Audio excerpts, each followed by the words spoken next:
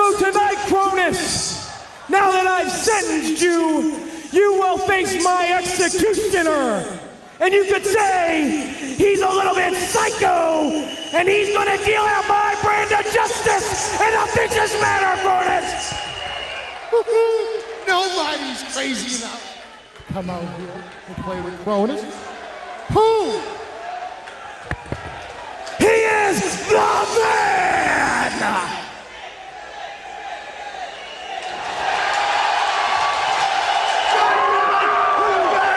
Sid is here in ECW!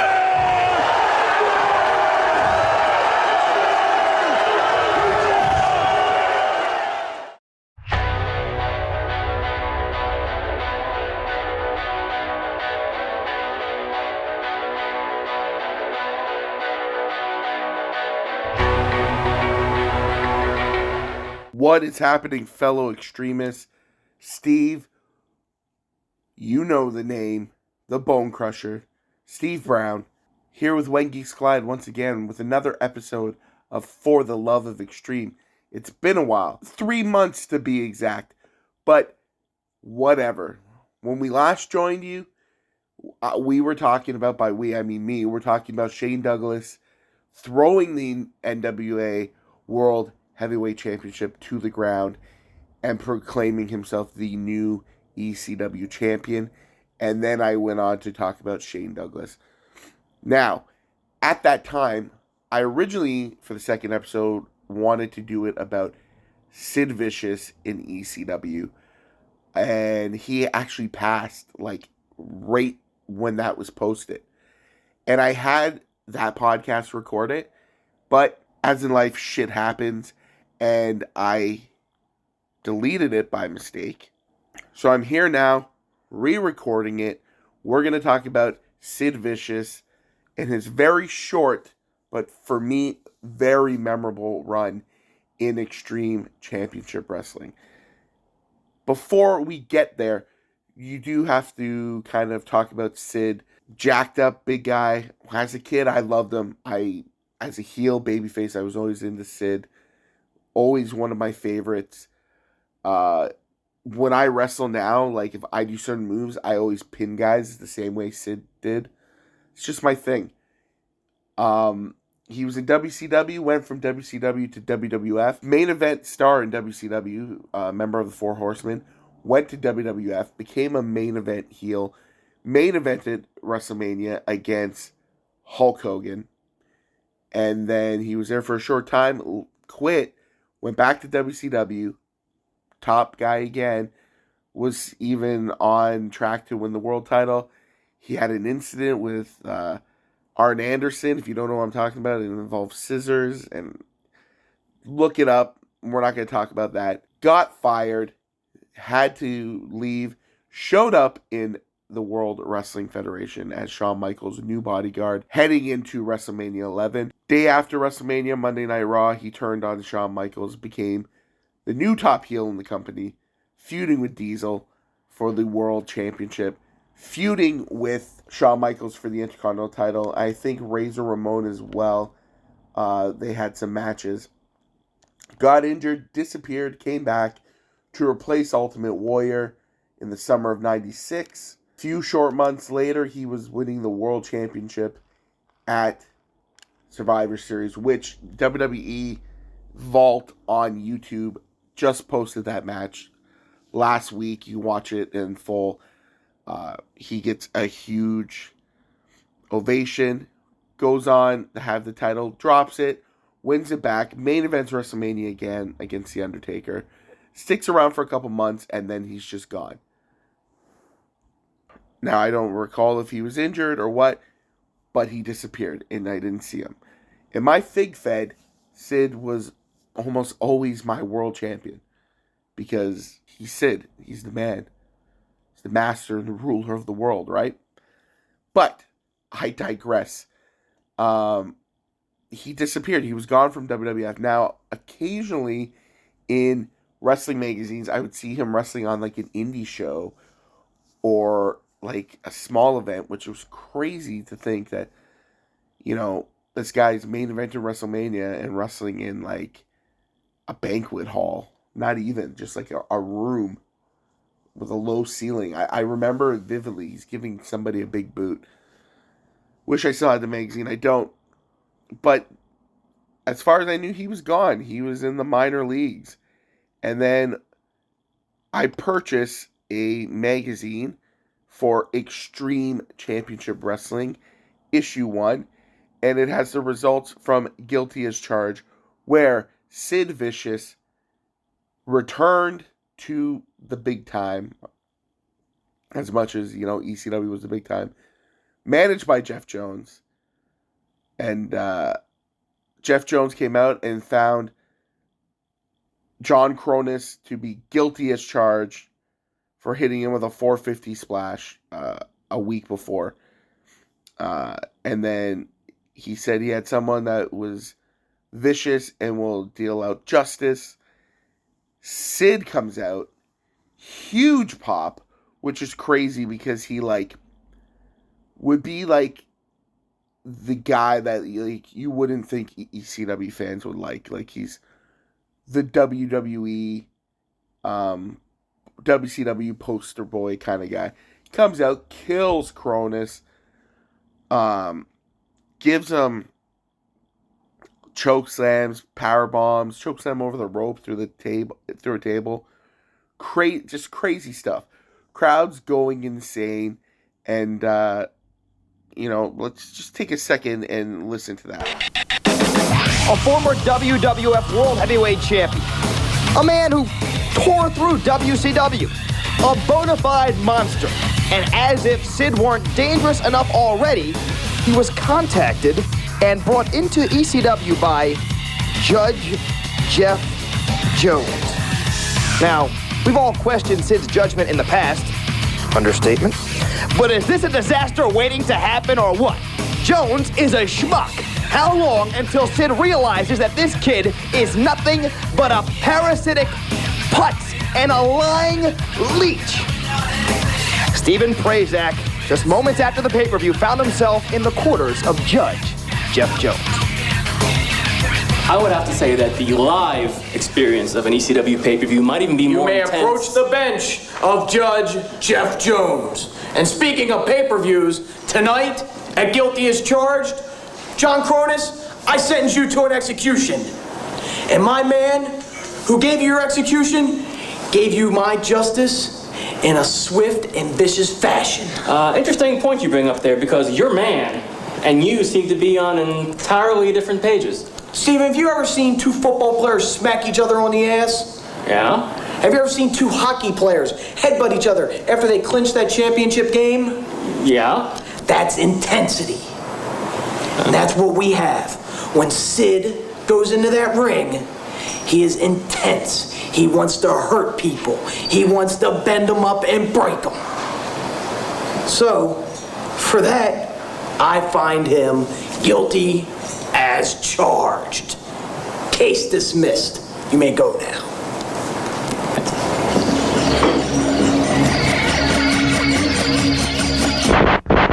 Just in case you people didn't see the pay-per-view last Sunday, I am Judge Jeff Jones. And tonight's Skull Von Crush, you're in my courtroom. In fact, you're trespassing in my courtroom. Okay, ass. You're also guilty of spitting on me. So for that, I find you guilty as charged, and you're going to be executed by the man. He's here! He's here! It wasn't a one-night shot! Sid is here in ECW! Look into the eyes of that monster! History is being made! Sid is making his ECW Arena debut!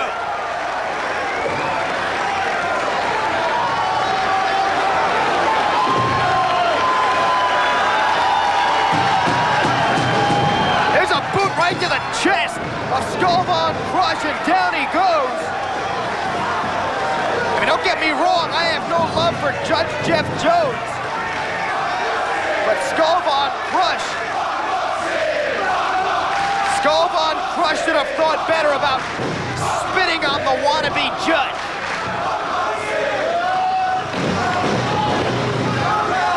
And Sid is just trying to kick the ribs in.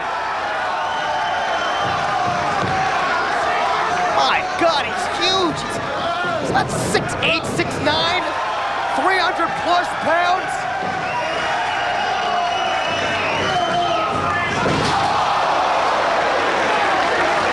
Oh my God. Just great stuff, man. Like, you know, he shows up, pay-per-view, beats a former tag team champion in like 2 minutes. John Kronus, he's one of the eliminators, and with Perry Saturn, and then he teamed with New Jack. He's a 4-time tag team champion, so no slouch. And from there, he would show up at the ECW arena facing Skull Von Crush, who would later become Big Vito, and we played some of that actually in the beginning. And then he would just, you know, from time to time, he would just show up and do whatever, you know, if someone, so like Skull Von Crush spit on Judge Jeff Jones, so he brought out Sid. And then Steve Corino used the power bomb, and then Sid came out. And he like annihilated Steve Corino and Kronus. It was just a really, really fun way to use like a legend. And then he would come to Living Dangerously on February 20th. No, Living Dangerously was in March. The Dudleys at Living Dangerously, they were looking for a fight, and Sid came out, and like he beat up the Dudleys. It was like him and Spike versus the Dudleys, and then after he attacked Spike, and it was just crazy stuff. Like, he only showed up a handful of times, but like it was so memorable. And I often like think like, what will we got? Like, so Judge Jeff Jones brought Sid in, and then Sid leaves and he brings in Mike Awesome. Like, would we got Sid with like a run as ECW champion? In my like headcanon, that could have been amazing. Just some like really fun stuff. And if you go on YouTube, you can find like his entire run. Like, it's pretty crazy. And the pops he gets, like, it's like insane. Like, I'd say Sandman returning in 99 is like equal, because these pops were pretty intense. And like, you heard in some of the clips, the crowd's just chanting powerbomb, powerbomb, powerbomb, powerbomb. So like, they were man, I'm stuttering. They were really into him. And I think his last appearance was at, I believe, Hardcore Heaven 99. So like I think he did something with like the Impact players and Sabu, and I think Sabu put him through the table. And then it was more of a segment than a match, but it was like involved with like, so yeah, I think he wrestled Just Incredible, and the Lance Storm got involved, and they would like kind of beat up on Sid, and Sabu make the save, and even the odds, but then ends up putting Sid through a table. And then after the segment's over, Sid turns on Jeff Jones, gives him 2 power bombs to like the light of the crowd. Essentially, they go nuts, and I think that was pretty much it. He was gone from there. And then he hold on, I'm just reading some stuff here. It says like he had a match with Rod Price that ended in a no contest.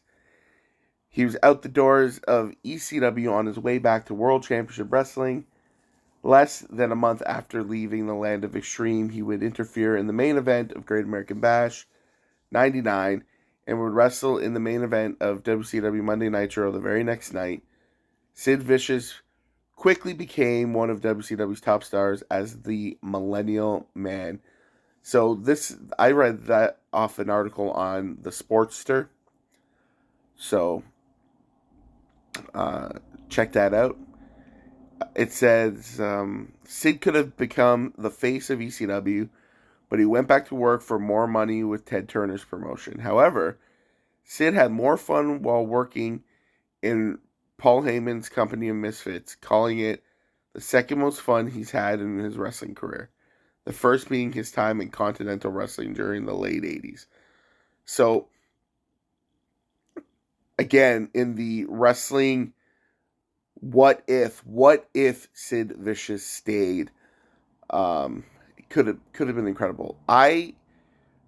In my video game, in WWE 2K24, I have a universe mode that's ECW, and it's like this time period. And I have Sid a part of it because I love Sid. And the brief, so, Guilty as Charged is January, February, March. He sticks around to Hardcore Heaven, which is May. So, he's there for like 4.5, 5 months. And to me, it's some of the most memorable things when I think of ECW. And, with the current, like, Mattel figures, they're doing, like, a Monday Night War set. I totally believe there should be ECW figures in the Monday Night War set because, it was just at, like, that time period, the Attitude Era. And a Sid Justice, like, ECW version would be so neat, so cool. Definitely would have to get it on my ECW. It would have to go with my ECW action figure collection. But again, it's just a real fun run. If you guys, everyone's got YouTube, go check it out. Sid Vicious in ECW. It's a fun run, quick, super over, high intensity stuff, I don't know much I could say about a 4-month run, but to me it just stands out. I'm sorry it's a few months after the passing of Sid. He'll always be one of my favorites, and he'll always be remembered fondly by me for what he did in WCW, what he did in WWF, but what he did in ECW was real great stuff that, like I said, you got to go check it out. The clips don't do it justice, pun intended. And that's really it, guys. Thanks for listening. Life gets crazy. Well, a proper When Geeks Collide episode hasn't aired in, almost 2 years because life gets crazy. But there's going to be more of these. Usually I was kind of releasing them with Extreme Warfare. We had Extreme Warfare Volume 3 in Oshawa. It was Destiny Wrestling and Extreme Warfare. A lot of fun. Stay tuned for the next date. And just, that's all I can say. Stay tuned for so much more. I'm only scratching the surface for my love of Extreme. And just, hang in there. We'll be right back. If you like this podcast, please share it. It helps me out a lot. And, I'm going to be investing a little bit into the podcast game. I got some new mics. I'm just figuring out how to set them up. But there's going to be a lot more coming from myself and When Geeks Collide, which is mostly me, but there'll be other people. But for the love of Extreme, it's me talking about ECW. If you got any questions, please send an email to whengeekscollide@hotmail.com or gmail.com. Doesn't matter. You can find us on Instagram, Facebook, YouTube, When Geeks Collide, and also Extreme Warfare. Go on YouTube, type in Extreme Warfare on Instagram. Check it out. Stay tuned. Well, you'll hear for when we're going to do our next show. We got some matches posted. Just check it out. Extreme Warfare is my love letter to ECW. And we're just going to keep it going, having a lot of fun with that. And that's pretty much it, guys. Thank you for listening. This has been Steve, your boy, the Bone Crusher. And as always, geeks out.